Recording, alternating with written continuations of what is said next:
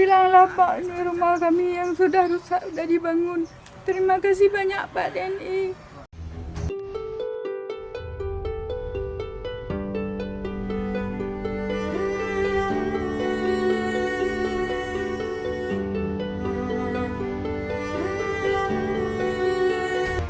Kami atas nama perangkat desa Lancang, Kecamatan Kembang Tanjung, Kabupaten PD beserta seluruh masyarakat desa Lancang mengucapkan terima kasih dan apresiasi setinggi-tingginya kepada Kodim 0102 PD dan Korem 011 Lila Wangsa TNI Angkatan Darat atas kepedulian dan wujudnya hadirnya negara yang kami rasakan melalui pembangunan rumah layak huni untuk warga kami.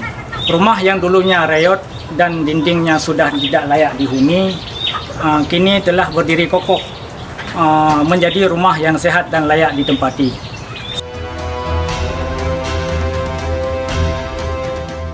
Terima kasih Kodim 0102 PD kepada Korem 011 Lila Wangsa yang telah membantu kami.